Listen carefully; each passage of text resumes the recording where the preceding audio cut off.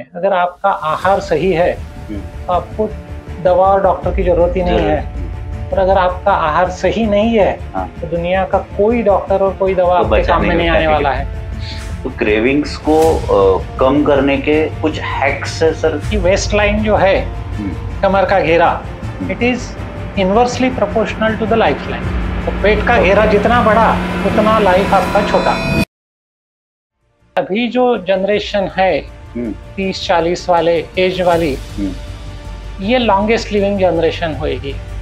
इसके बाद जो यंगस्टर्स है जिसे हम जेन ज़ेड कहते हैं, हाँ, तो उनका लाइफ लाइन अभी धीरे धीरे कम होते जाएगी। तो थोड़ा सा आप सर व्यूअर्स को डिस्क्राइब कर पाएंगे कि कॉर्टिसोल लेवल होता क्या है, हाउ डज इट अफेक्ट, और इसे कम करने की क्या सीधे सरल तरीके हो सकते हैं? सर ये ज्यादा पानी पीने से भी क्या फिर फर्क पड़ेगा? होता है नुकसान। कैसे, किस तरह? किडनी के ऊपर ओवरलोड आएगा। कि आपको अगर सुसाइड करना है, कोई जहर ही पीना चाहिए ऐसा जरूरी नहीं है। आप 6 लीटर के ऊपर पानी पी लीजिए, उससे भी आप सुसाइड कर सकते हैं।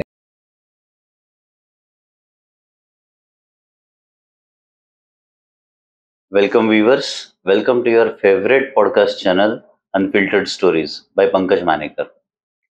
दोस्तों, आज का टॉपिक हमारे लिए, हम सब के लिए, हमारे डेली लाइफ में बहुत बड़ा इम्पैक्ट करके जाएगा, इस मुद्दे पे है। एक्चुअल में टॉपिक है कि कैसे बहुत सारी जो बीमारियां हमें ऐसे लगता है कि जो इर्रिवर्सिबल है, डायबिटीज है या फिर ब्लड प्रेशर की इश्यूज है, थायराइड इश्यूज है, पैरालिसिस है, ऐसी बीमारियां है जो हमें लगती है, या ओवरवेट हो जाना, कि इसके लिए हम जल्दी से मेडिकेशन पे चले जाते हैं, या हम बहुत जल्दी कुछ ऐसे उपाय करने लगते हैं जो उपाय हमें एक्चुअल में कॉज से ज्यादा या ठीक करने से ज्यादा हार्मफुल हो जाएंगे।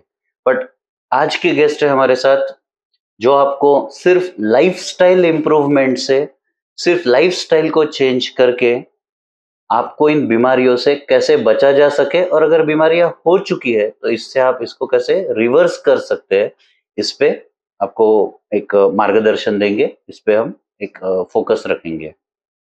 First of all let me introduce you, doctor Avinash Savji sir. Sir, thank you so much for coming on our podcast channel. वैसे अविनाश सर बहुत पॉपुलर है। वो बेसिकली सिंदखेड़ राजा के एक बहुत छोटे से टाउन से आए हैं। By profession, by degree, by qualification he is a MBBS doctor. But उन्होंने एक नेचुरल प्रैक्टिस छोड़ के, जो एमबीबीएस डॉक्टर्स करते हैं, जो एक उसके पीछे हम कह सकते हैं एक मनी अर्निंग जरिया छोड़ के, एक बहुत अलग राह चुनी, जिस राह में उन्होंने ऐसी कुछ बीमारियों के ऊपर हाथ रखा कि लोगों को लगता था, या समाज में एक ऐसी रूढ़ थी, एक ऐसी सोच थी कि बहुत हेवी मेडिकेशन के साथ ही इन बीमारियों को हम ठीक कर सकते हैं। बट सर ने एक ऐसा नया रास्ता जनरेट किया जिसमें बहुत कम मेडिकेशन के साथ, या बिल्कुल निग्लिजिबल मेडिकेशन के साथ, सिर्फ लाइफ के स्टाइल को सुधार के, जिंदगी जीने के प्रकार को सुधार के, हम इन बीमारियों से छुटकारा पा सके। तो मैं आपका आज बहुत सारा वक्त नहीं लूंगा। सर के इंट्रोडक्शन के साथ आज का पॉडकास्ट का एक्चुअल मोटिव है, वो है weight loss and weight gain. तो सर मतलब बहुत ज्यादा वक्त मैं अब इंट्रोडक्शन में नहीं देता। जरूर। सर, ओबेसिटी कहते ही बहुत सारे भ्रम हमारे पहले तो समाज में फैले हुए हैं। पहला मुद्दा तो सर मैं यही आपसे जानना चाहूंगा कि ये घर घर में कौन सी भ्रामक सिचुएशंस है कि लोग वैसे तो हेल्थ के लिए बहुत अवेयर है, पर हर एक जन घर में मोटापा बढ़ाते हुए दिखता है। क्या ऐसी वो भ्रामक सिचुएशंस है? एक्चुअली ज्यादातर लोगों के मन में मोटापा ये बीमारी ही नहीं मानते लोग। तो ओके, लोग ये बोलते हैं नहीं, मुझे तो कोई शुगर नहीं है, बीपी नहीं है, खाली वजन थोड़ा सा ज्यादा है, 100 किलो वजन है सिर्फ। तो दूसरा ये भ्रम है हमारे इधर कि हम हेल्दी किसको बोलते हैं हमारे डेफिनेशन में, जो जरा ऐसा मोटा दिख रहा है उसको बोलते हैं अरे यार हेल्थ सुधर गई तेरी, हेल्दी दिख रहा है। जो ऐसा दिखता है उसको बोलते हैं प्रॉब्लम है क्या कुछ। तो जो है उससे रिवर्स है। लोगों को ये पता ही नहीं कि अगर जरूरत से ज्यादा 1 किलो वजन हमारा अगर ज्यादा होता है तो 2.5 महीने ऊपर का कंफर्म टिकट पहले कट जाता है। 2.5 महीने पहले 2.5 महीने पहले पर KG of access wait. Okay, आपकी लाइफ कम हो रही है 2.5 साल से, अगर आपका वजन 1 किलो 2.5 महीने से पर केजी। ओके। तो ऐसा बोला जाता है कि आपकी वेस्ट लाइन जो है, कमर का घेरा, it is inversely proportional to the life line. तो पेट का घेरा जितना बड़ा उतना लाइफ आपका छोटा। सीधी बात है। आज हम देखते हैं कि आईसीएमआर का सर्वे 2010 और 20 का ये बताता है कि एवरेज भारतीय स्त्री और पुरुषों का वजन 5 किलो से बढ़ गया है। ओके। जो 2010 में महिलाओं का वजन 50 था एवरेज और पुरुषों का 60 था, 60 था, वो अभी 55 और 65 हो गया है। 5 किलो से बढ़ गया है। इसका मतलब एवरेज इंडियन का life 5 kg multiplied by 2.5 months। Okay. तो सीधा सीधा 1 साल से कम हो गया है। राइट। ये भी बोला जाता है कि अभी जो जनरेशन है 30-40 वाले एज वाली, ये लॉन्गेस्ट लिविंग जनरेशन होएगी। इसके बाद जो यंगस्टर्स है, जिसे हम जेन जेड कहते हैं, हाँ, तो उनका लाइफ लाइन अभी धीरे धीरे कम होते जाएगी। अगर हम नहीं सुधरेंगे, एवरेज लाइफ का जो स्पैन है वो कम होते जाएगा। तो सर करंटली एक एवरेज लाइफ स्पैन समझ के चलिए, जो मिलेनियल्स कहा जाता है 35-40 एज में या 30 से 40 के बीच में, उनका फिलहाल लाइफ स्पैन है क्या एग्जैक्टली? अराउंड अलग अलग होता है डिपेंडिंग ऑन रूरल अर्बन और ये सब। भारत की अगर बात करते हैं हम लोग, तो महिला और पुरुषों में भी थोड़ा सा डिफरेंस होता है। कुछ वेस्टर्न कंट्रीज में सबसे ज्यादा है, but it is around somewhere around 70-75 plus minus, ऐसा बोल सकते हैं। और वो ड्रॉप डाउन होके कहाँ तक आने का चांस है? अभी डिपेंड, ग्रेजुअली कम होते जाएगा अगर हम नहीं सुधरेंगे तो। क्योंकि आज अगर हम, ओबेसिटी इज बहुत बर्निंग इशू है, पूरे दुनिया के सामने है आज। इवन चाइल्डहुड ओबेसिटी का भी प्रमाण काफी बढ़ते जा रहा है। मतलब हम लोग अगर so called nursery, pre school या प्राइमरी स्कूल में अगर जाते हैं इंग्लिश मीडियम, यहाँ थोड़ा सा एफ्लुएंट क्लास के बच्चे आते हैं, अराउंड 30% बच्चे आज ही ओवरवेट है या ओबेस है। अच्छा, बच्चों में ये प्रमाण 30% बढ़ गया है अभी तो। ओके। तो सर ये घर में कुछ आदतें इसको अफेक्ट कर रही है, जो गृहिणियां हैं, जो हाउसवाइफ्स हैं? नेचुरल एक तो हमारी सब खान पान की आदतें चेंज हो गई, बोलिए बिगड़ गए, ऐसा ही बोल सकते हैं हम लोग। ऐसा बोला जाता है कि फास्ट फूड जो है, फास्ट फूड फ्रेंचाइजीज वो यमराजा की फ्रेंचाइजीज है, ऐसे बोल सकते हैं हम लोग सीधा। It is that big. और ये तो हमको सब जगह दिखता है आजकल ये। और पहले तो भी घर में खाना बनता था, घर का खाना ही हेल्दी माना जाता था। अब तो क्या, मोबाइल के बटन दबाए आ जाता है, जोमेटो स्विगी सब आपके यहाँ घर में लेके आते हैं। तो बेसिकली फूड प्रोसेसिंग इंडस्ट्री जो है ऑल ओवर द वर्ल्ड, वो काफी बढ़ती हुई है दिन ब दिन। So the basic intention, basic motive of food processing industry कोई इंसान की हेल्थ इंप्रूव करने के लिए नहीं है, that is for profit making. क्योंकि फूड प्रोसेसिंग इसलिए किया जाता है कि उसका सेल्फ लाइफ बढ़े, कोई भी खाने की चीज का। जैसे मान लो कि खाने का तेल है, कुकिंग ऑयल, पहले घानी में बनता था, तो घानी का तेल 1 महीना 1.5 महीना रहा तो उसको बास आना शुरू होती है, वो खराब होता था। क्योंकि उसका ऑक्सीजन के साथ संपर्क आता तो ऑक्सीडेशन हो जाता है और वो खाने लायक नहीं रहता है। तो ये तेल की शेल्फ लाइफ बढ़ना चाहिए, महीने भर की जगह वो 2 साल तक के खराब ना हो, 5 साल तक के खराब ना हो, इसलिए फिर रिफाइनिंग की प्रोसेस आई। तो ये जो रिफाइनिंग हो रहा है, ये फिर केमिकल प्रोसेस है।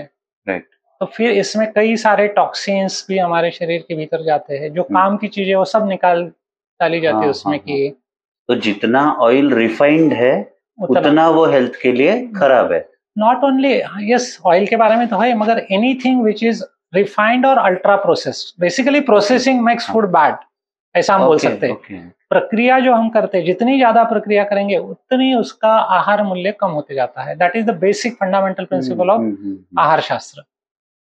और दिन ब दिन हम लोग प्रक्रिया बढ़ाते जा रहे हैं। अब जैसे हम अगर थोड़ा सा पीछे जाते हैं, अगर इवोल्यूशन की बात करते हैं, उत्क्रांति की, जब इंसान जंगल में रहता था, तब जब अग्नि का शोध भी लगने का था, फायर का, तो उसके पहले क्या था, झाड़ पर से, पेड़ पर से जो कुछ फल वल पत्ते जो कुछ खाने लायक है वो निकाला, खा लिया, कंदमूल निकाल लिए, खा लिए, कभी कभार शिकार कर लिया, वैसे ही खा लिया।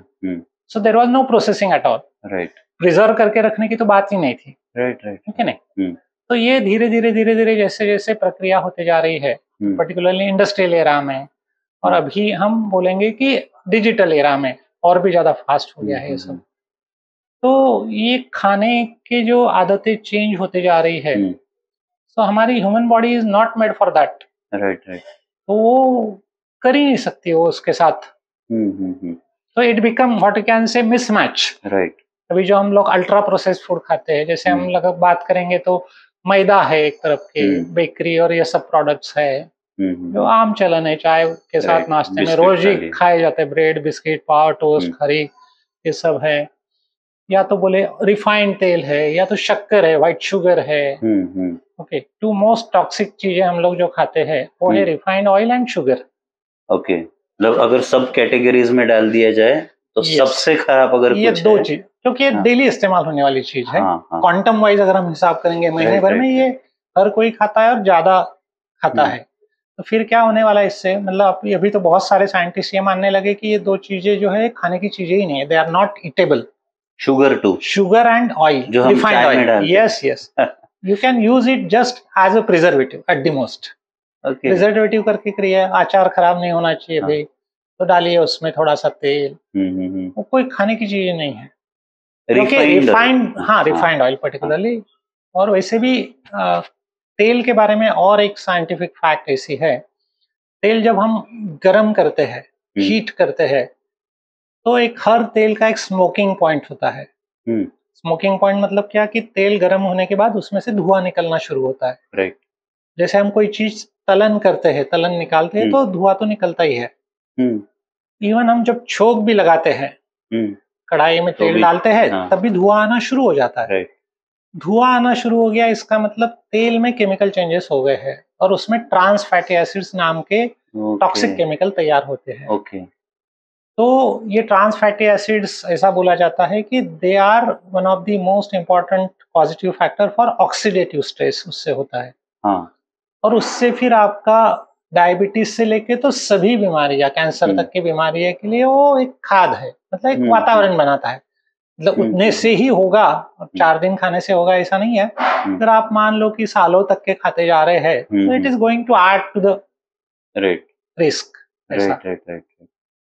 अच्छा, तो बेसिकली मतलब अगर देखा जाए तो हमारे घर में ही हम बीमारियों की उत्पत्ति दे रहे हैं। और जो बहुत कॉमन चीज है, मतलब मुझे भी सुनते हुए काफी शॉकिंग लगता है कि साधारण तेल जो हम घानी से, अब तो सर आज की डेट में ऐसा है कि आपको बिना रिफाइंड ऑयल मिलता है, किसी घानी में भी जाएंगे तो भी नहीं मिलता, क्योंकि 1 किलो सिंगदाने से कितना तेल निकलेगा? बराबर 400 ml के आसपास निकलता है। और 1 किलो सिंगदाने का अगर सर कॉस्ट ही ऑलमोस्ट 150 रुपए है, बराबर तो आपको 150-200 रुपए किलो में तेल मिलना ही नहीं मिलता है। ऐसे भी ये बोला जाता है कि हमारे देश में पाम ऑयल जो इम्पोर्ट होता है, पाम ऑयल तो डायरेक्टली कहीं इस्तेमाल नहीं होता है खाने में, कोई खरीदता तो नहीं है, या तो वो बेकरी में इस्तेमाल होता है, आइसक्रीम और ये सब चीजों में डाला जाता है। हल्दीराम प्रोडक्ट्स है, बालाजी प्रोडक्ट्स है, काफी सारी चीजें। और वैसे भी तेल में जो है नेचुरली, मतलब by law also around 30% mixture is allowed by legally. और वो कौन सा ऑयल मिक्स होता है फिर? यूजुअली सबसे सस्ता जो होएगा वही डालेंगे ना। अच्छा, प्रॉफिट अगर चाहिए इंडस्ट्री को, तो जो सबसे सस्ता है वो इस्तेमाल किया जाएगा। तो palm oil is one of the cheapest oil. और palm oil is how dangerous it is really? It is trans fatty acids इसमें होते हैं। बेसिकली ये बोलते हैं हम लोग कि जो जम जाते हैं रूम टेम्परेचर के ऊपर, है ना। जैसे एक जमाने में वनस्पति आता था, डालडा जिसको हम बोलते थे कॉमन नाम से, तो that is a hydrogenated fat. मतलब जो लिक्विड फैट रहता था उसको फिर उसका शेल्फ लाइफ बढ़ाने के लिए उसमें हाइड्रोजनेशन की प्रोसेस की जाती थी। तो अपने क्या बोलते, जो घी होता है उसके जैसा दिखना होता है, तो घी को अल्टरनेटिव करके वो काफी चला। राइट। अभी थोड़ा सा अवेयरनेस आ गया इसलिए कम हो गया, बंद ही हो गया करीब। So that is also trans fats. So palm oil भी उसी में मिलता है।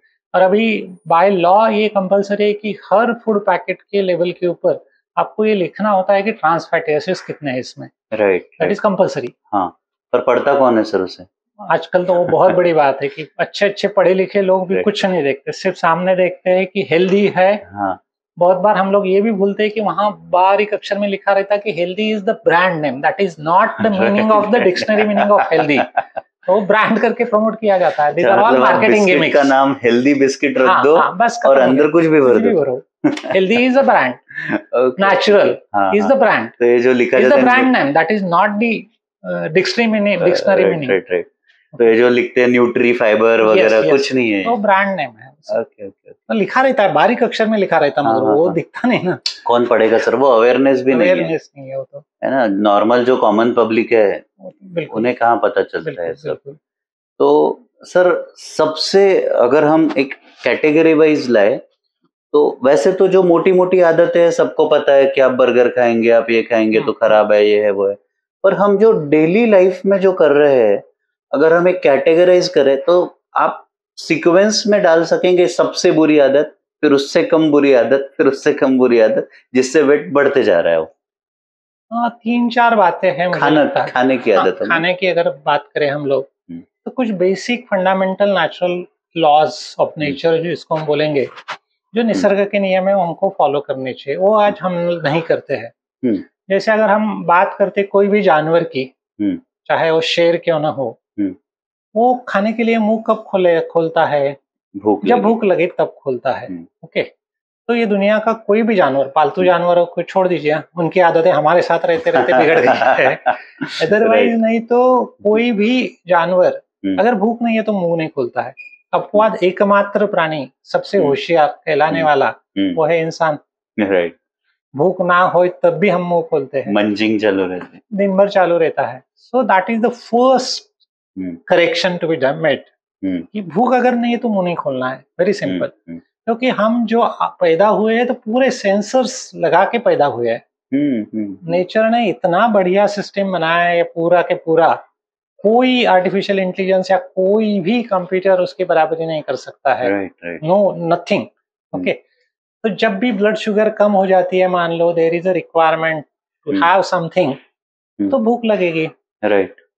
मान लो कि जब वाटर लेवल कम हो जाती तो प्यास लगती है। आज उसके लिए भी ऐप आ गए हैं, हर 2 घंटे के बाद पानी पियो, फिर तो वो भी ठीक है या गलत? No, absolutely it's wrong, ridiculous. How it could be? I mean every individual is different, हर एक का थंब इम्प्रेशन अलग है। तो सबको भाई 2 घंटे में 1 गिलास पानी कैसे क्या होगा?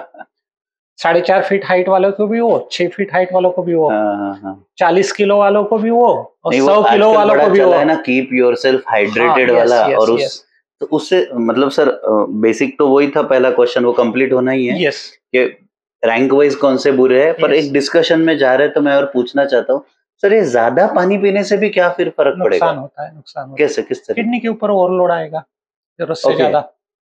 मतलब मैंने अभी रेफरेंस इतने में पढ़ा है कि आपको अगर सुसाइड करना है तो कोई जहर ही पीना चाहिए ऐसा जरूरी नहीं है। आप 6 लीटर के ऊपर पानी पी लीजिए, उससे भी आप सुसाइड कर सकते हैं, करना है तो। 6-8 लीटर वगैरह ऐसा पानी पी लिया, उससे भी इंसान मर सकता है। I mean, it is that bad. So another principle of nature is that anything in excess is toxic. कितनी भी अच्छी क्यों ना हो। अब जैसा हम बोलते हैं कि एक्सरसाइज करना अच्छा है, ये तो सिंपल बात है। अगर हम लोग हर हफ्ते शायद 8-15 दिन में पढ़ते हैं कि जिम में एक्सरसाइज करते करते हार्ट अटैक आया और गया। So in excess anything is bad, simple नियम है। तो पहला प्रिंसिपल हम लोग देख रहे थे कि जब तक कि भूख नहीं लगी है तब तक मुंह नहीं खोलना चाहिए। अब हम कब कब मुंह खोलते हैं? भूख लगे तब तो खोलते ही है। मैं आपके घर आया, आपने बोला अरे यार लीजिए चाय लीजिए तो मुंह खोल लिया। बोर हो गए बैठे बैठे, अरे मंगा लो ले भाई चाय, ऑफिस में इधर उधर नाश्ता मंगा लो, कर लिया। स्ट्रेस आ गया कोई कारण से, खा लिया। डिप्रेस हो गए, खा लिया। सेलिब्रेट करना है, खा लिया। तो I mean these are all kind of things which are bad habits. और आज ये हुआ है। ओके, दूसरी बात अगर हम करते हैं तो जैसा हम लोग बचपन से सुनते आ रहे हैं कि एक कौर जो है वो 32 बार चबाना चाहिए।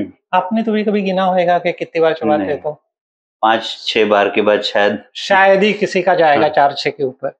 अब ये जो सदियों से चलते आ रहा बिलीफ है, this is the real science. Okay.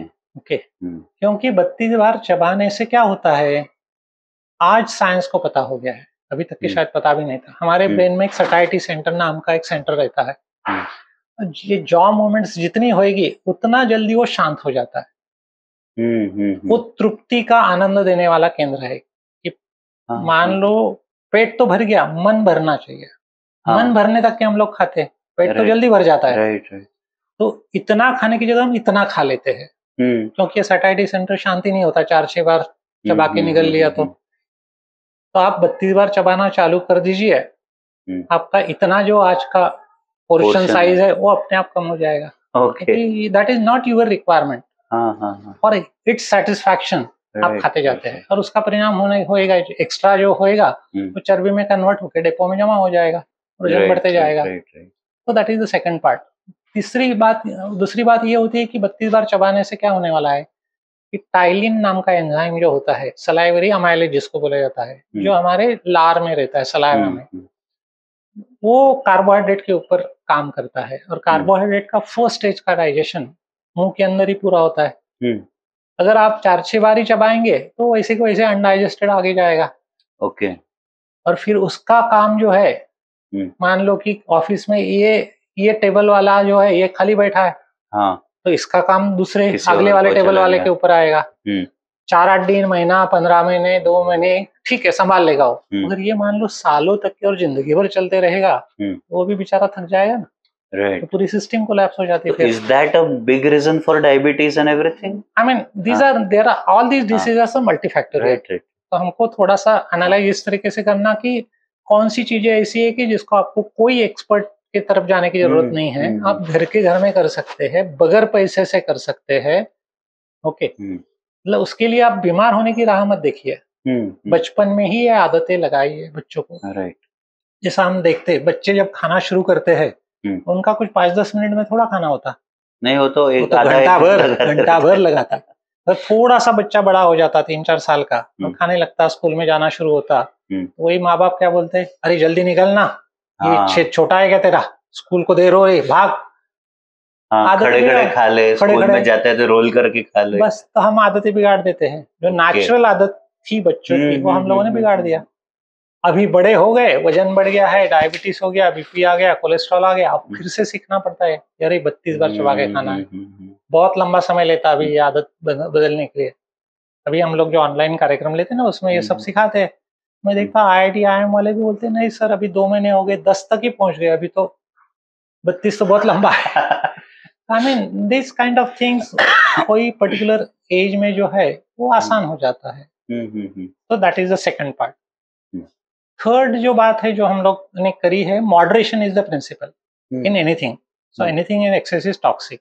तो कोई भी चीज की अति करेंगे हम लोग, तो मराठी में जैसे बोलते हैं, अति तिथे माती, अति सर्वत्र वर्जते। तो हमको कोई चीज की अति नहीं करना चाहिए। आज जो अति कर रहे हैं हम लोग, कि ठीक है, मान लो कभी कभार आपने आइसक्रीम खा लिया, मेरे बचपन के दिन याद है, समर में 1-2 बार आइसक्रीम मिलता था। श्रीखंड बनाना है तो घर में माँ वो दही जमा के रखती थी, फिर वो पानी 24 घंटे, 1.5 दिन रुको, फिर वो घोटो, फिर आइसक्रीम बनाओ, फिर श्रीखंड बनाओ, तो 2-3 दिन तो लगते ही थे।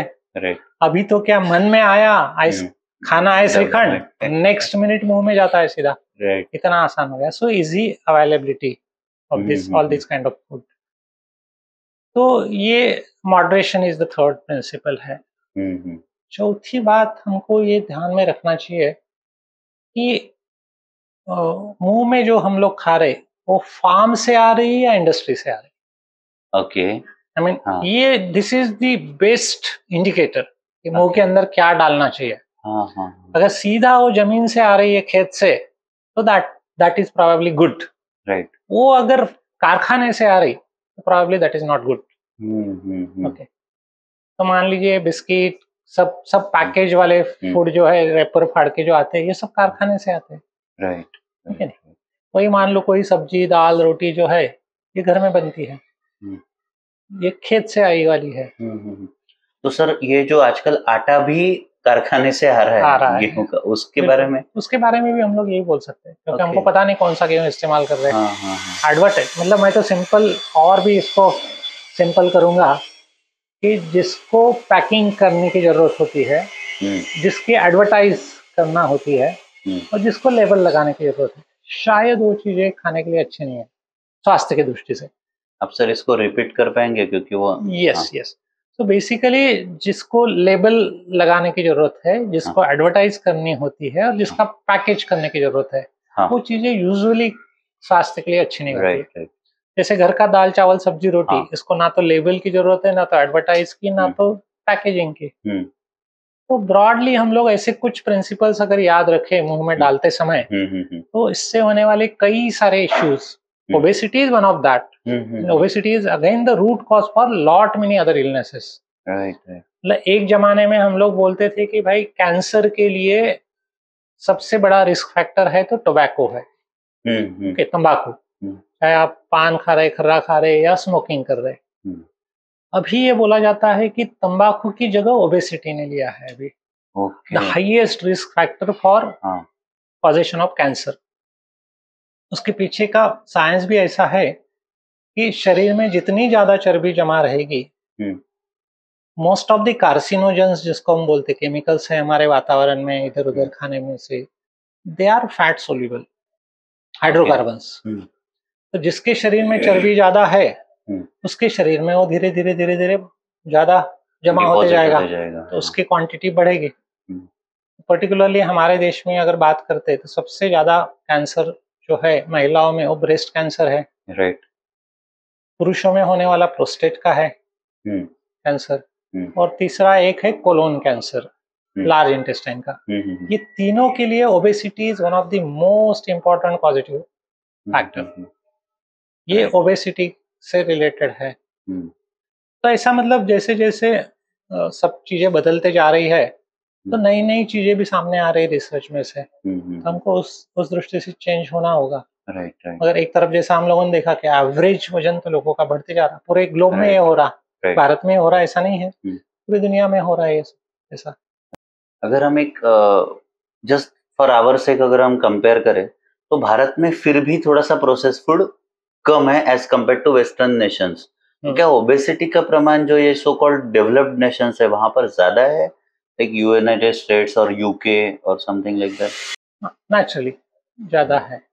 सिर्फ एक है कि थोड़ा सा अवेयरनेस अभी वेस्टर्न कंट्रीज में आ रहा है। ओके। तो लोगों में एक्सेप्ट, नई चीजें जल्दी से एक्सेप्ट होती है वहाँ। मतलब हमारे जैसे बहुत ट्रेडिशनल वाले लोग नहीं है, नए खुले दिमाग वाले लोग भी होते हैं, तो they accept the new things. तो अभी धीरे धीरे अवेयरनेस बढ़ते जा रहा है, मगर स्टिल वहाँ जो पर्टिकुलरली हम बोलेंगे कि हमारे भारतीय लोगों में का जो खान पान का पैटर्न है कंपैरेटिवली हेल्दी है, डाइवर्सिटी है काफी सारी, राइट है नहीं, कंपैरेटिवली एनिमल फूड कम है, right, as compare to the western countries. तो हमारे इधर वो थोड़ा सा कम है, मगर हम लोग भी अभी उसी दिशा में जा रहे हैं, खास करके पढ़े लिखे लोग, शहर के लोग। तो right, we are on the westernised part. तो ये बेसिक लॉज हमको नेचर के फॉलो करना है पहले तो, अगर हमको वजन को ठीक रखना है। इवन ये भी बोला जाता है कि आपने खाली सिर्फ 32 बार चबाने का नियम चालू कर दिया, आज का आप वजन कर लिए, 6 महीने के बाद कर लिए, आप देखेंगे कि आपका वेट लॉस कुछ ना कुछ शुरुआत हो गई है। मतलब इतनी सिंपल तरीके है। ओके। कोई आपको कोई महंगे प्रोडक्ट और ये सब जो बाजार भरा है आज तो पूरा, क्या किलो के हिसाब से लोग पैसे लेते हैं वजन कम करने की, इसकी कोई जरूरत नहीं है। एक्चुअली उसकी हार्म है बहुत सारे लॉन्ग टर्म में। सर जैसे आप पहली बार जब बता रहे थे कि हम जब भूख लगे तभी खाना है, पर सर भूख लगी, हमने खाया, थोड़ा सा मन भी भरा हुआ है, पेट भी भरा हुआ है, फिर भी क्रेविंग्स होते रहती है अलग अलग चीजें की, आज अभी मीठा खाने की इच्छा हो रही है, तो ये क्रेविंग वाला मैटर कैसे टैकल करना चाहिए? हाँ, उनको मन के ऊपर काम करना होता है, क्योंकि खाली शरीर की बात नहीं ना। क्रेविंग क्यों होता है? पर्टिकुलरली खाने पीने की आदतें जो है, they are the behavioural part है, हमारा स्वभाव की बात है। स्वभाव कैसे बनती है? धीरे धीरे धीरे धीरे बनते जाती है, राइट। तो हमको धीरे धीरे अपने आप को, मन को एक दिशा देनी होगी अपने आप। Is it all related with, कुछ जगह पे एक ऐसा डिस्कशन आता है कि craving is all related with gut bacterias. वो फैक्टर तो है ही है, एक हाँ। फैक्टर, मगर कुछ चीजें जो है गट बैक्टीरिया तो एक दिन में हम लोग नहीं बदल सकेंगे। ऐसा बोला जाता है कि we Indians are emotional eaters. Right. Okay. Stress, लोगों को ऐसा लगता है कि टेंशन अगर ज्यादा है, स्ट्रेस ज्यादा है, तो भाई वो तबीयत उसकी कम होना चाहिए, उसका वजन कम होना चाहिए। बहुत बार उल्टा देखने में आता है।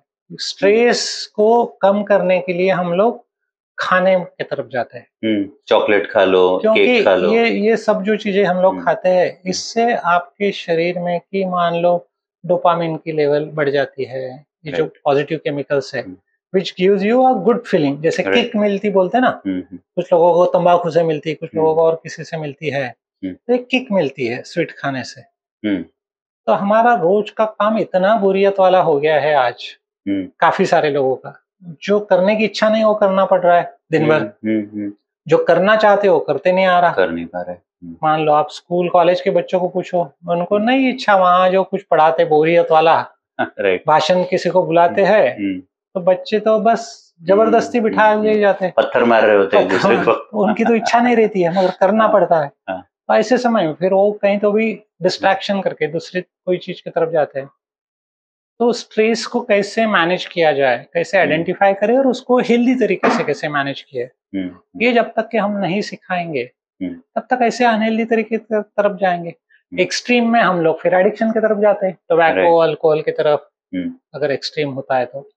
उससे कम वाला जो एक्सेप्टेड है वो खान पान में हो जाता है, खा लो, जिसे सोशल एक्सेप्टेंस जल्दी मिल जाती है। बिल्कुल, कोई इसमें कोई दिक्कत ही नहीं, भाई खा ही रहा है, भूख ही ज्यादा है उसकी, वो क्या करे। तो क्रेविंग्स को कम करने के कुछ हैक्स है सर जिंदगी में के? ऐसा कर लोगे तो फट से निकल जाएगी। सिंपल बात है कि 32 बार चबा के खाओ, ओके, ऑटोमेटिक क्रेविंग अपने आप कम होएगा क्रेविंग तो। क्योंकि क्रेविंग का फिर इमोशनल पार्ट है ना, and again you become aware.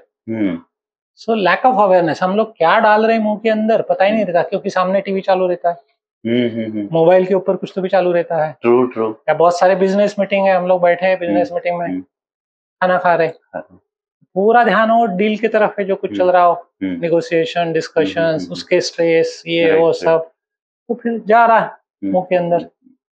तो हमको फिर ये करना होगा, जिसको आज बहुत इम्पोर्टेंट बोला जाता है, mindfulness, mindful eating.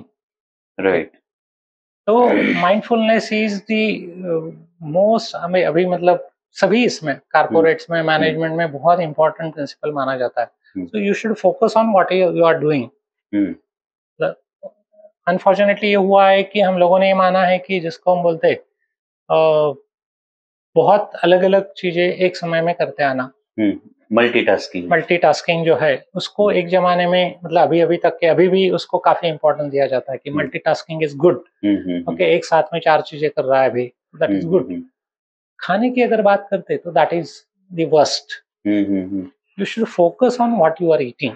Okay, completely. तो आपको याद होगा कि पुराने जमाने के लोग खाना जब खाते थे तो बातचीत नहीं करने देते थे, बच्चों को डांटते थे, अरे चुप बैठ, खाना खा ले, फिर जो कुछ बोलना है वो बोल। तो आपका पूरा ध्यान वो खाने की तरफ जाएगा। ओके, इसमें की और थोड़ी सी अगर गहराई की अगर हम बात करते हैं तो ये है कि हमको पता है कि सभी लिविंग टिश्यूज जो है, चाहे वो एनिमल किंगडम है चाहे प्लांट किंगडम है, they are also having the emotions. Right. Animals को तो होती है। हमारे भारतीय साइंटिस्ट जो स्कूलों में हम लोगों ने पढ़ा है, जगदीश चंद्र बोस, उन्होंने ये प्रूव किया था कि वनस्पतियों को भी भावना है। बिल्कुल। तो अगर हम उस आदर के साथ, उस रिस्पेक्ट के साथ अगर नहीं खाएंगे उनको, समझो, तो definitely anything which is negative, आप मान लो काटेंगे बहुत ये लगा करके नेगेटिव एनर्जी के साथ, तो वो एनर्जी ट्रांसफर हो जाएगी वहाँ।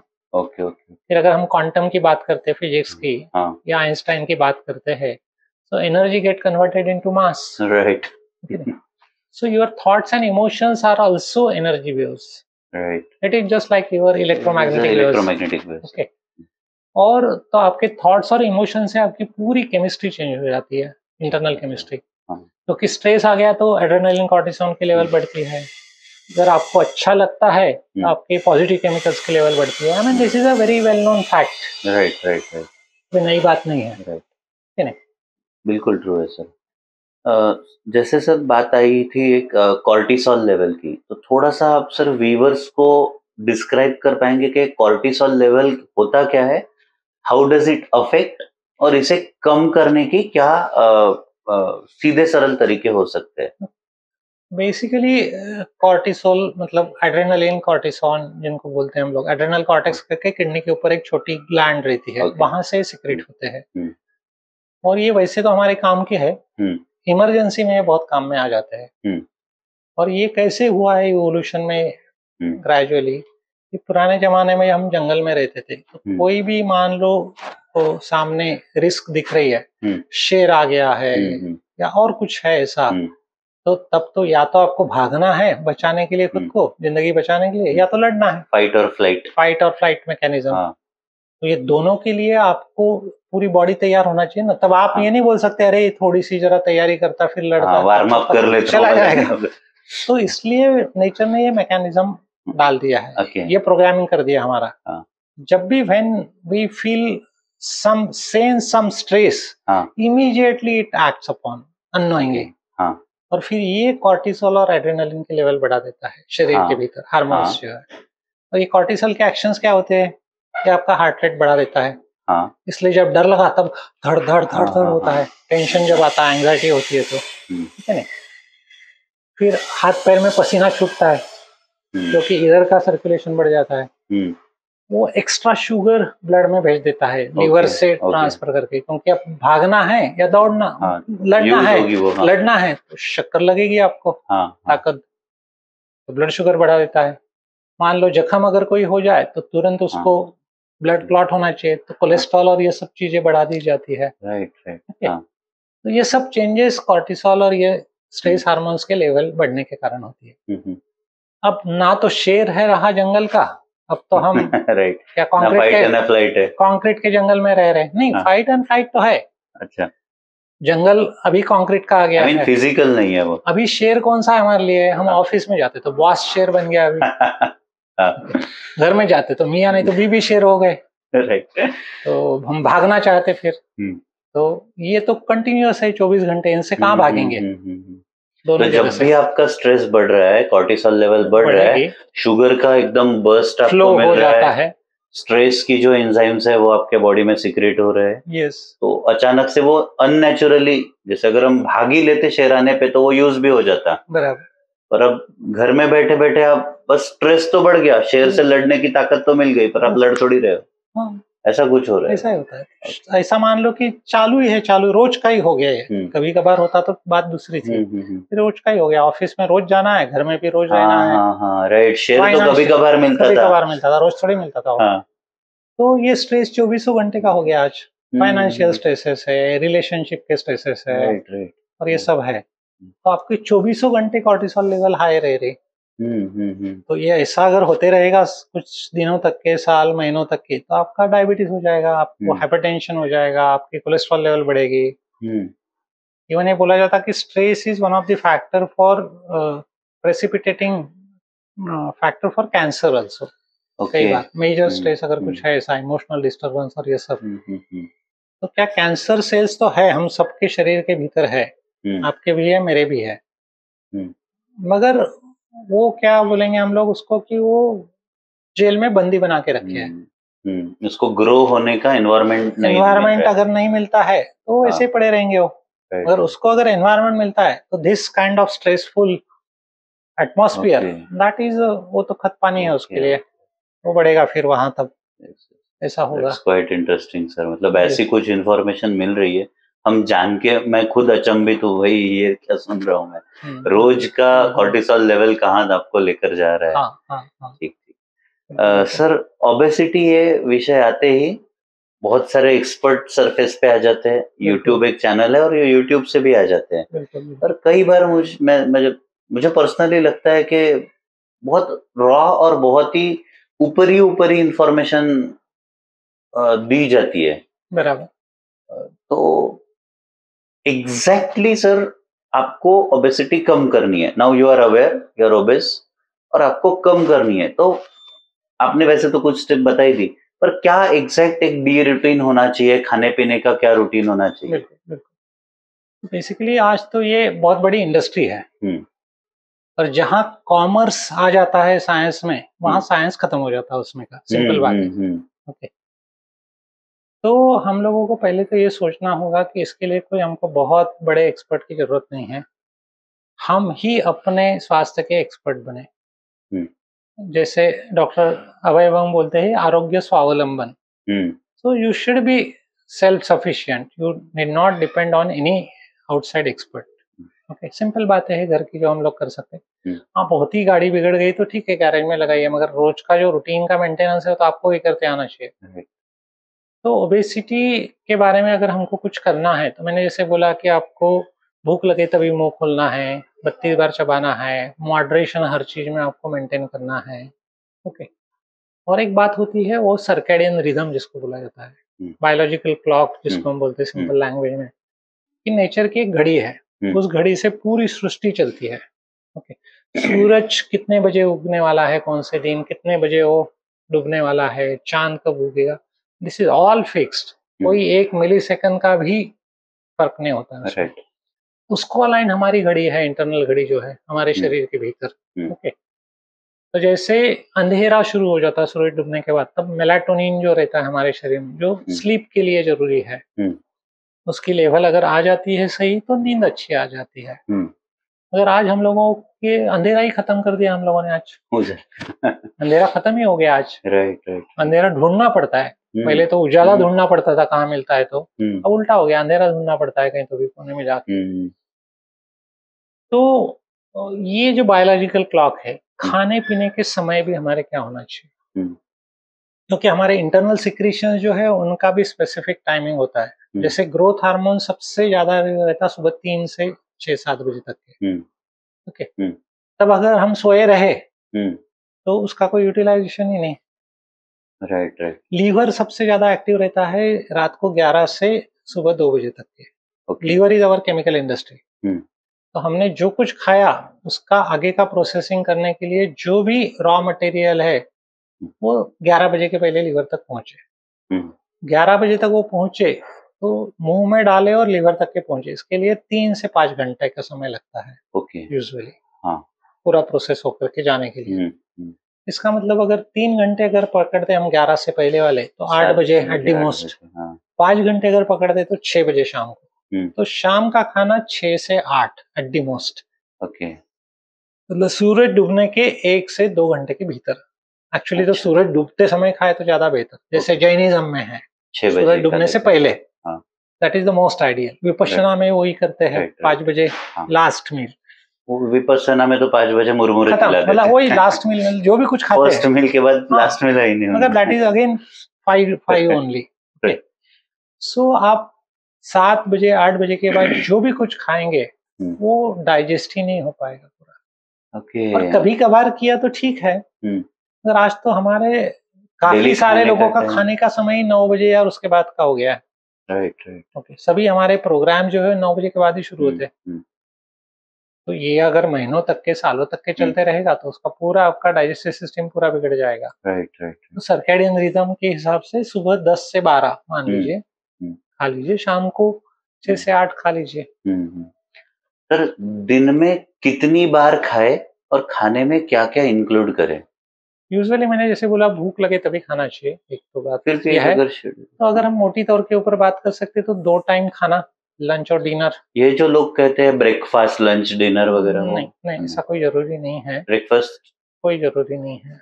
अभी जैसे हम फिर नेचर की तरफ अगर जाते हैं, पुराने जमाने की तरफ, तब तो ऐसा कोई सिस्टम ही नहीं था, जब खाना मिला तब खाए। इसके लिए हमारा सिस्टम बना है, ऐसा नहीं कि भाई हर 2 घंटे के बाद खाने के लिए, सिस्टम ही नहीं बना हमारा वैसा। तो हमको फिर 2 बार खाना खा लीजिए आप, जैसे मैंने बोला समय भी उसके फिक्स कर लीजिए, सुबह 10 से 12, शाम को 6 से 8। बीच में मान लो भूख लगती है आपको, तो आप कोई फ्रूट लीजिए, कोई सलाद लीजिए और कुछ लीजिए, भूख लगे तभी। वो एक एडिशनल आप ले सकते हैं। मान लो सुबह ब्रेकफास्ट की आदत थी अभी तक के, आप तब भी कोई फ्रूट वूट ले लीजिए। मगर grain for third time usually avoid करें। अच्छा, मतलब जो सुबह हमारे नाश्ते वाले आइटम रहते हैं, पोहा, उपमा, इडली, डोसा, ढोकला, पराठा, ये फिर कार्बोहाइड्रेट से बनते हैं। तो राइट। कार्बोहाइड्रेट 2 से ज्यादा बार नहीं खाए डायरेक्टली, ओके फिर वो इंसुलिन सिक्रीशन और बाकी सब चीजें अपने आप रिस्ट्रिक्ट हो जाती है। Okay okay. और सर ये जैसे सुबह दूध पी के निकलना फिर लंच लेना, इज दैट ओके? एक्चुअली दूध के बारे में भी बहुत सारे क्वेश्चन मार्क्स है। ओके मतलब अभी तो ये बोला जाता है कि दूध की वैसे भी जरूरत नहीं है इंसान को बड़ा होने के बाद। ओके।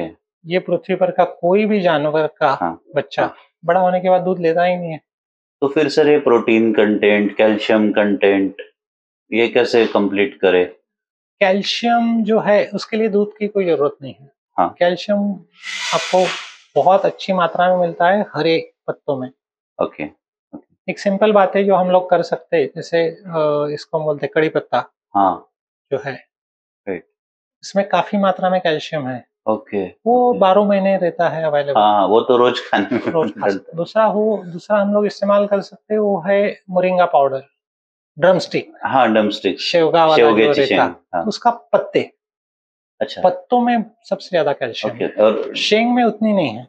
तो शेंग हाँ खाना हाँ अच्छा है, हाँ हाँ हाँ। मगर सबसे ज्यादा आयरन, विटामिन ए और कैल्शियम जो है वो ड्रमस्टिक के पत्तों में है। Okay okay. वो आप 12 महीने इस्तेमाल कर सकते हैं चटनी पाउडर करके, हम्म। चटनी बना करके, सब्जी मसाले जैसा। राइट। ओके। कैल्शियम के लिए आपको कोई जरूरत नहीं, कैल्शियम आपको मिलेगा बाजरे में, मिलता है काफी, नाचनी में काफी है। ओके। प्रोटीन्स की बात रही, ओके, तो मैं जब एमबीबीएस हुआ तब हमको ये पढ़ाया गया था कि 1 ग्राम प्रोटीन पर KG of body weight. Right. ज्यादातर लोगों के दिमाग में अभी भी वही है, वही है। अभी भी जो मॉडर्न प्रैक्टिशनर्स है वही वही सजेस्ट करते बताते हैं। जबकि अभी आईसीएमआर डब्ल्यूएचओ की गाइडलाइंस जो है 2020 की वगैरह, हाँ। 22 की, वो उन्होंने ऑलरेडी 0.8 ग्राम कर दिया है। हैं। ओके। तो 20% प्रोटीन कम कर दिया है ऑलरेडी। और जो हमारा बेसिकली प्रोटीन में भी काफ़ी सारी चीज़ें ऐसी होती है कि प्रोटीन एज सच इम्पोर्टेंट नहीं है क्वांटिटी में, ओके। क्योंकि प्रोटीन्स बनते हैं अमीनो एसिड से। अमीनो एसिड 2 तरह के रहते हैं, एसेंशियल और नॉन एसेंशियल। नॉन एसेंशियल जो है वो शरीर तो काय से भी बना लेता है, सिर्फ एसेंशियल जो है 9 प्रकार के हैं वो हमको बाहर से लेने की जरूरत रहती है। तो खाली प्रोटीन गिनने से कुछ काम नहीं होने वाला, वो एसेंशियल अमीनो एसिड्स कैसे आए हमारे शरीर के भीतर वो इम्पोर्टेंट है। एक सिंपल एनालॉजी में देता हूँ कि जैसे हमारे एबीसीडी है, 26 अक्षर है, 26 अक्षरों से शब्द बनते हैं, कितने करोड़ों होंगे, उससे सेंटेंसेस कितने बनेंगे, मिलियंस ऑफ सेंटेंसेस बनेंगे 26 में से ही।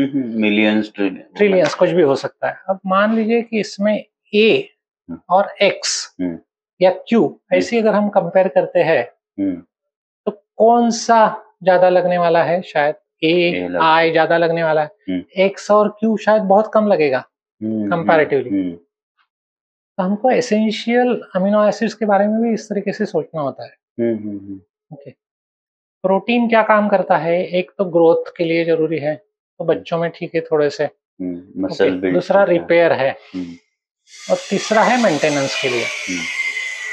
तो उसमें भी बात ये आती है कि हमारे सेल्स हर समय डिस्ट्रॉय होते रहते हैं, हर सेल का एक लाइफ तय है। जैसे आरबीसी 110-120 दिन चलते हैं, फिर डिस्ट्रॉय होते हैं, फिर उसके प्रोटीन को जो है ब्रेक डाउन किया जाता है, अमीनो एसिड्स बनते हैं, और फिर वो रीयूज होता है। सो रिसाइकल होते हैं most of the amino acids. तो एडल्टहुड में जरूरत कितनी हमको? जो रिसाइकलिंग लॉस होगा उतने ही प्रोटीन्स की जरूरत है। ओके, वो बहुत कम है। और तो अगर मान लीजिए हम लोग एक्सेस प्रोटीन ले रहे हैं जरूरत से ज्यादा, तो क्या होने वाला? प्रोटीन को स्टोर नहीं होते हैं, राइट, या तो एनर्जी करके इस्तेमाल किए जाएंगे, मतलब इतना महंगा चीज और आप सस्ते चीजों के लिए इस्तेमाल कर रहे हो उसको, जो कार्बोहाइड्रेट से, फैट से काम चलाया जा सकता है। और दूसरा जो है, ये जो प्रोटीन्स का रिसाइकलिंग के दरम्यान जो कुछ तैयार होते हैं, जैसे एबीसीडी अलग अलग निकाले आपने, बच्चे खेलते हैं तो, और वो सब फैले पड़े हैं इधर उधर सब सेल्स के भीतर और पूरे शरीर के भीतर। These are called as a junk proteins. Okay, ये कचरा है हमारे शरीर के भीतर का पहले वाला। ये कचरा साफ होना चाहिए। जैसे सफाई कामगार है, जैसे हमारे शरीर में एक सफाई की सिस्टम है। एक सेल के भीतर लाइसोसोम नाम का एक छोटा सा ऑर्गन रहता है। ओके, ये ढूंढ के निकाला, उसके लिए 1974-5 में नोबेल दिया गया एक बेल्जियम साइंटिस्ट को, लाइसोसोम ढूंढने के लिए। और अभी दूसरा नोबेल मिला 2016 में ऑटोफेजी के लिए, एक जापानी साइंटिस्ट होशिनारो और एक साइंटिस्ट को मिला करके। तो ये होता है कि ये जो जंक प्रोटीन्स फैले पड़े हैं, they act as a toxins. वो जहरीले हैं, कचरा है फैला वाला सब। मान लो सफाई कामगार नहीं आए नगर पालिका के, तो क्या होने वाला है? सब माहौल खराब हो जाएगा, डेंगू होएगा, ये होएगा, वो होएगा, सब बीमारियां। इसको क्लीन करने के लिए ये सफाई कामगार काम को आना चाहिए बराबर। तो मान लो आपको प्रोटीन बाहर से काफी मिल रहे हैं, तो नए प्रोटीन बनाने के लिए जो चाहिए आपको, वो तो आपको बाहर से मिल रहे हैं। इसको कौन हाथ लगाएगा ये कचरे को? राइट, पड़ा है तो पड़ा है कचरा। तो वो ऑटोफेजी उसकी जब प्रोटीन रिस्ट्रिक्शन हो जाएगा, तो शरीर को इसमें से निकालना ही पड़ेगा सब ढूंढ के पूरा। अपने आप ये सब कचरा साफ हो जाएगा। This is called as autophagy. थोड़ा सा डेफिशिएंसी होना ही जरूरी है। This is called as autophagy. Autophagy is activated by calorie and protein deficit. Right. तो हमेशा के लिए नहीं, मगर कुछ सर्टेन समय के लिए आता है। फिर यहाँ रोल आता है उपवास का। कैलोरी एंड प्रोटीन डेफिसिट का जो जिसको हम लोग हमारे रोजमर्रा की भाषा में उपवास बोल सकते हैं। फूड रिस्ट्रिक्ट कर लिया आपने, कैलोरी रिस्ट्रिक्ट हो गई और ये भी रिस्ट्रिक्ट हो गया। एक्चुअली मेरा क्वेश्चन नेक्स्ट बिल्कुल एग्जैक्ट उस पे था सर। एंड वी मतलब नेचुरली हम उस चीज पे पहुंचे। उपवास एग्जैक्टली आइडियली कैसे करें और कितने वक्त का करें? उपवास का सही मायने में अर्थ ये होता है कि उपवास मतलब भगवान के साथ रहना, ऐसा बोला जाता है। हम लोगों ने उसको खाने पीने से जोड़ दिया सिर्फ। तो रोज का रूटीन खाने की जगह साबूदाना भगर और ये खाओ, और रोज से ज्यादा आलू के चिप्स तले वाले, एकादशी और दुप्पट खांसी जो बोलते हैं हम लोग, वैसा हम लोगों ने कर दिया उसका। तो सही मायने में इट्स अ स्पिरिचुअल पार्ट कि आप आपके डेली रूटीन में से निवृत्त होकर कम से कम एक दिन तो भी ऐसा भगवान के साथ रहे, अच्छे सोच के साथ, अच्छे विचारों के साथ। तो हफ्ते भर में जो कुछ कचरा जमा हो गया वो क्लीन हो जाए, इंटरनल सब मन के ऊपर। क्योंकि जितनी इंटरेक्शंस होते रहती है अलग अलग लोगों के साथ, तो मन में कुछ ना कुछ कचरा तो आता ही बनता है। तो उसके सफाई का माध्यम उपवास है।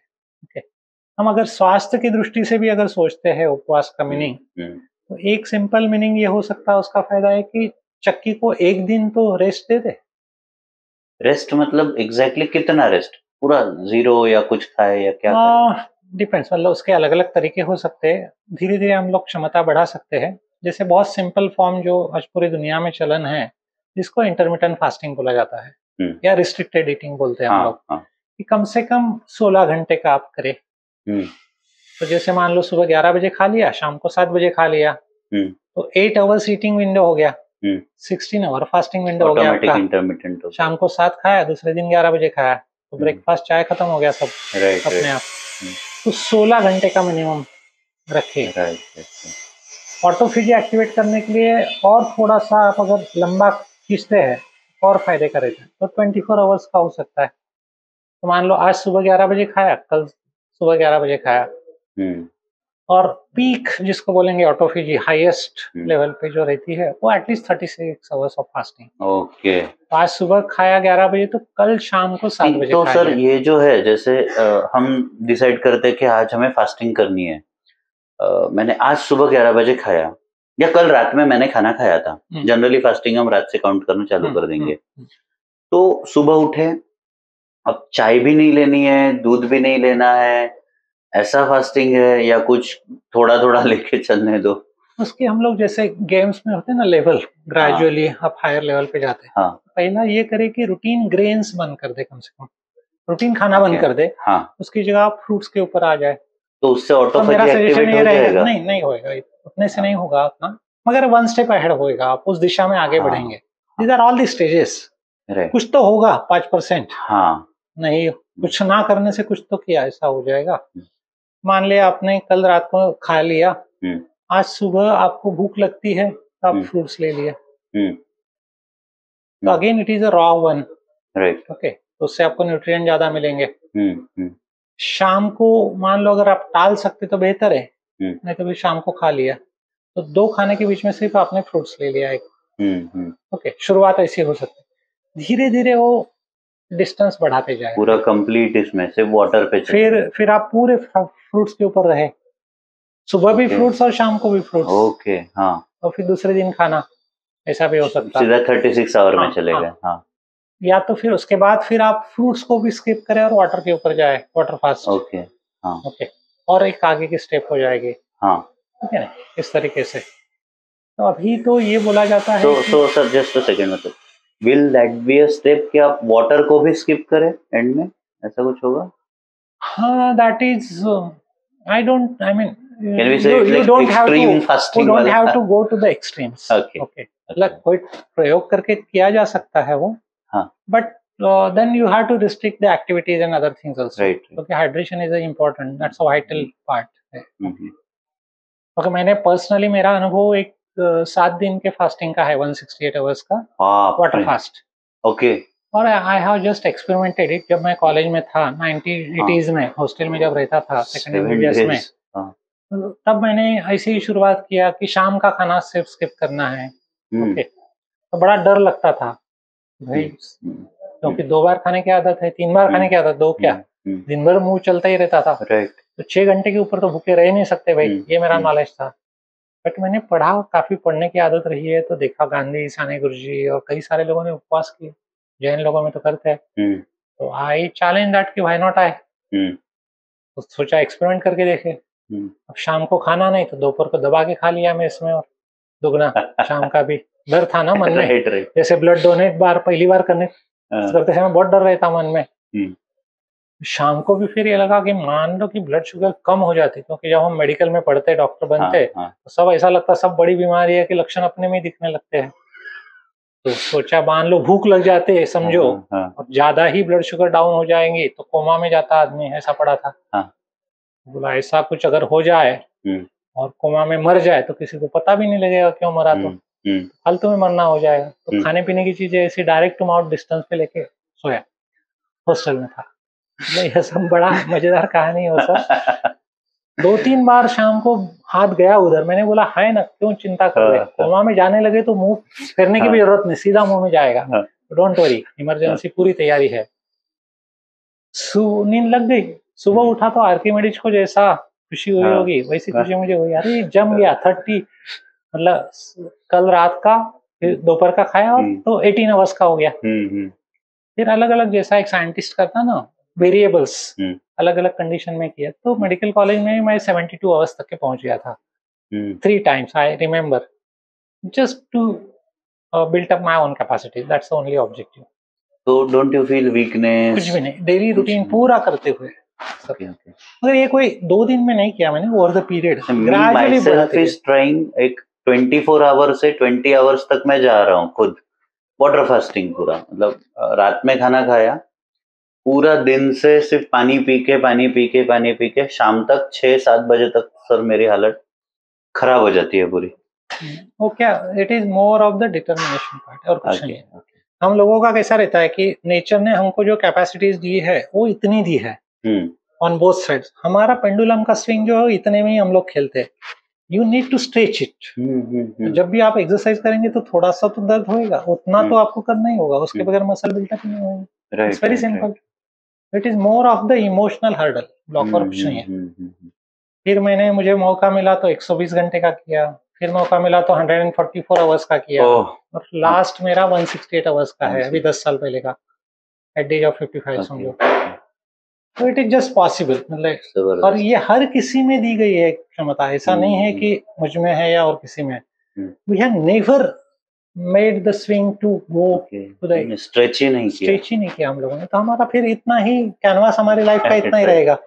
If you don't stretch, then you are going to be stick to it. What a wonderful information. तो उपवास एक दिन का मैंने विदाउट वाटर भी करके देखा for 24 hours, for experiment, but that is little bit more challenging. बहुत लंबा नहीं कर सका मैं। उसके कुछ बेनिफिट्स है एडेड या नहीं है वो? आई डोंट फील, हम लोग अगर हेल्थ पॉइंट ऑफ व्यू करते हैं, हाँ किसी को एक्सट्रीम में जाना है तो दैट्स गुड, डिफरेंट पार्ट। हम लोग बेसिक कॉमन मैन के लिए अगर बात करते हैं तो मुझे लगता है कि it is enough 36 hour fasting, water fasting is enough. Even अभी ये भी नए रिसर्च सामने आए, इतने में ही हार्वर्ड मेडिकल स्कूल का एक रिसर्च पेपर आया 2 साल पहले ही, कि कैंसर पेशेंट्स जिनको कीमो शुरू है, अभी तक के कैसा रहता था, कीमो शुरू हो गया तो उसको खाने की इच्छा नहीं होती है, उल्टियाँ होती है, जी मचलता है, जबरदस्ती सब हम डॉक्टर लोग भी बोलते थे इसको खाना खिलाओ, इच्छा नहीं तो भी खाना चाहिए। ओके, अभी उनका रिसर्च पेपर ये पब्लिश हुआ है कि 36 hours of water fasting nullifies most of the side effects of the chemo for the cancer patients. Okay, जो अभी वो इम्यूनोथेरेपी जो नया आया है वो वाटर फास्टिंग काम कर देगा काफी सारा, क्योंकि ऑटोफेजी अगर एक्टिवेट हो जाती है ये तो जंक प्रोटीन तो पूरा साफ करती है, it engulfs the cancer cells also.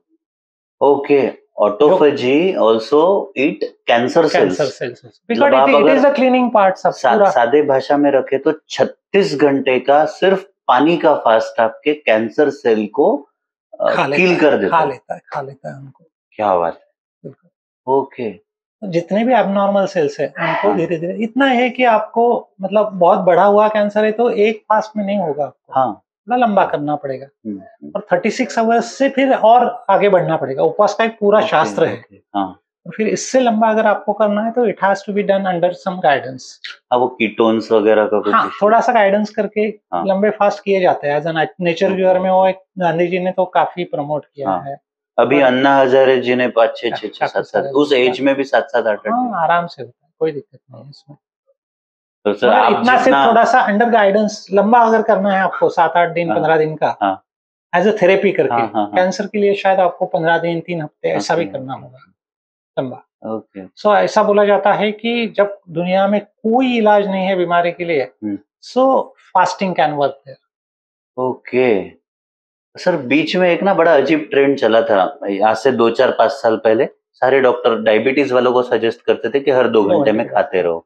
अब पता नहीं वो अचानक से कहाँ से बंद हो गया। अब इंटरमिटेंट फास्टिंग का वो लोग अभी उल्टा सजेस्ट करते हैं। दिक्कत यही है कि ऐसा जो साइंस पलटी लेता है हर 10 साल में, वो साइंस माने क्या उसको? How you can say that it is the science? अब देखिए कॉन्फ्लिक्ट कहाँ आता है। आप खुद MBBS डॉक्टर है, एंड जब हम आयुर्वेद के पद्धतियों पे जाए, ये जो हम अभी बात कर रहे हैं वो नॉर्मली आयुर्वेद पद्धतियां हुई खाने की, और जो मॉडर्न डॉक्टर्स है वो मानते हैं कि आयुर्वेद सही नहीं है क्योंकि वो टेस्टेड नहीं है। देखा जाता है कि शायद आयुर्वेद हजारों साल पहले ही टेस्टेड है, पर उसे मॉडर्न डॉक्टर्स उसे नहीं प्रिस्क्राइब करेंगे। मैं जो कुछ यह सब चीजें सीखा ये मॉडर्न मेडिसिन से ही सीखा। ओके, मेरा कोई ना तो आयुर्वेदा या नेचुरोपैथी का बैकग्राउंड नहीं है। ओके, तो पूरी दुनिया में इस बारे में जो कुछ रिसर्च चल रहे हैं आज, तो वो यही बताते हैं। तो ultimately all the sciences reach at the same destination, चाहे वो नेचर क्योर है, चाहे आयुर्वेदा है, चाहे मॉडर्न मेडिसिन है।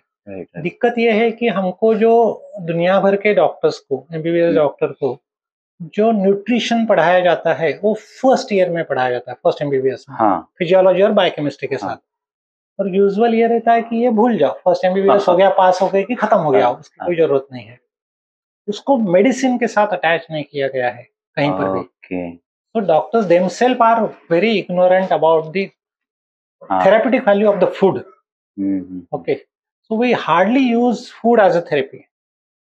एक लेवल पे तो फूड ही अब पॉइजन बन के अंदर जा रहा है। हाँ, वो बात है, मगर ऐसा बोला जाता है कि हमारे खाने में जितनी ड्रग्स है, केमिकल्स है, उससे ज्यादा chemicals in the form of medicine हमारे खाने में है, खाने में से हमको मिलते हैं। जैसे हम पेन किलर है, morphine is the strongest pain killer है, मॉर्फिन ओपियोइड डेरिवेटिव है। ऐसे ओपियोइड डेरिवेटिव्स आपके खाने में से आपको मिलते हैं। ओपियम कहाँ से मिलता है? आपको कलरफुल चीजें जो है नेचर की, बीट वगैरह, नहीं सभी कलरफुल चीजों में रहते हैं, अलग अलग रहते हैं, मतलब उसका कन्वर्शन होते रहता है। फ्लेवेनॉइड्स है और बाकी सब चीजें है, तो एंटी इन्फ्लेमेटरी एजेंट्स है, इवन एंटी कैंसर एजेंट्स है। ओके, लो डोसेज में रहते हैं, so they don't have any toxic effect. इतना है कि आपको पहले से अगर लेते रहेंगे तो नेचुरली वो बीमारियां होएगी नहीं आपको। तो फूड एज अ मेडिसिन, मतलब एक कोट ऐसा बोला जाता है खाने के बारे में, अगर आपका आहार सही है तो आपको दवा और डॉक्टर की जरूरत ही नहीं है। और अगर आपका आहार सही नहीं है तो दुनिया का कोई डॉक्टर और कोई दवा आपके काम में नहीं आने वाला है. सो kitchen is the what you can say pharmacy. Okay, हाँ, वंडरफुल. और आइदर इट इज दी पूरे रोगराई का जन्म स्थान है. किचन ऐसा बोला जाता है. आप एक तो अपने किचन को हेल्थ सेंटर बना सकते हो या रोगों का सेंटर कब्रिस्तान बना सकते हो. इतना ही सिंपल बात है. सर, एक कह सकते हैं कि एक लॉन्ग डिस्कशन चल रहा है, बहुत लंबी बहस चल रही है वेज और नॉन वेज में. उसमें सर मैं एग्स पे भी बात करना चाहूंगा. बेसिकली ह्यूमन बायोलॉजी की अगर हम बात करते हैं, ओके, तो मेरे ख्याल से हमारा पूरा जो सिस्टम बना है that is for vegetarian food. हमारे दांत की रचना है, हमारा जबड़ा है, हमारे नाखून है, हमारा इंटेस्टाइन है. हमारा इंटेस्टाइन 20-25 फीट लंबा है. ओके. नॉनवेज ईटर्स एनिमल्स जो है उनका इंटेस्टाइन 4-5 फीट ही रहता है. डॉग्स. ओके. इतना लंबे इंटेस्टाइन में से अगर हम लोग नॉनवेज खाते जाएंगे तो सड़ते जाएगा और टॉक्सिन्स क्रिएट हो जाएंगे. अगर हम इवोल्यूशन की भी बात करते हैं पुराने जमाने में भी, तो वी आर नॉट रेगुलर. एक वो डिस्कशन आता है कि वी वर हंटर्स वाला. कभी कभार खाते थे ना हम लोग. That is okay. That is not. तो main food was not nonveg. Main food तो प्लांट बेस्ड ही था. ओके. Nonveg is okay. जैसे शिकार तो कभी कभार मिलती थी. ऐसा कुछ रोजाना थोड़ी मिलती थी. ठीक है नहीं. बंदर तो पूरा यही खाते हैं. Plant based only. ठीक है नहीं. तो ये जो बोला जाता है कि पर्टिकुलरली इसलिए बोला जाता है कि नॉनवेज में प्रोटीन्स है तो उससे ताकत आती है. हम लोगों ने क्या किया कि प्रोटीन्स का मसल्स के साथ कनेक्शन बना दिया. क्योंकि यहाँ फिर इंडस्ट्री कॉमर्स घुस गया है. ओके. आज पूरी दुनिया में प्रोटीन्स का बूम है. राइट. 2,000 रुपए किलो के डब्बे लाते हैं. अरे सर, राइट. और क्या क्या खाते हैं. Protein shake, protein powder, protein से मसल्स नहीं बनते हैं. मसल्स बनते हैं ओनली रेजिस्टेंस एक्सरसाइज से. Okay. So you don't need any intake to grow your muscle. Nothing. Okay. Absolutely trend के बाहर जाके हम. Absolutely wrong. It's a myth. Okay. तो आपको प्रोटीन्स कब लगेंगे? जब मसल बिल्टअप हो रहे हैं, आप बहुत एक्सरसाइज कर रहे हैं तो थोड़े बहुत प्रोटीन्स लगेंगे. ये बोला जाता है कि आप मान लो कि रोजाना एक्सरसाइज कर रहे हैं तो भी आपको एट दी मोस्ट प्रोटीन्स कितने लगने वाले हैं? साल भर में आपके मसल्स कितने बढ़ते हैं? आप बहुत जिम कर रहे हैं 2-3 घंटे तो 10 किलो बढ़ेंगे. ओके. मसल फाइबर में अराउंड आप पकड़ लेते हैं 30% प्रोटीन्स है. तो 3 किलो प्रोटीन हो गए 365 दिन में. राइट. लगेंगे आपको एक्स्ट्रा वाले नॉर्मल वालों से. राइट. तो 3 किलो 365 दिन में मतलब रोज का कितना हो गया? 10 gram. Right. Additional protein at the most. Right. हम लोग कितना खा रहे? वो डब्बे. So this is absurd. उल्टा अभी NIN जो है national institute of nutrition, Bharat की अपेक्स इंस्टीट्यूट है न्यूट्रिशन में रिसर्च करने वाली और गाइडलाइन देने वाली ICMR के साथ. उनका अभी एक उन्होंने नोटिफिकेशन किया है कि this kind of process protein are harmful. So please stop all this using all this process protein. Okay. और एक्सेस प्रोटीन भी नहीं खाना चाहिए. लोगों को लगता है कि प्रोटीन खाए तो ताकत आएगी. That's absolutely wrong.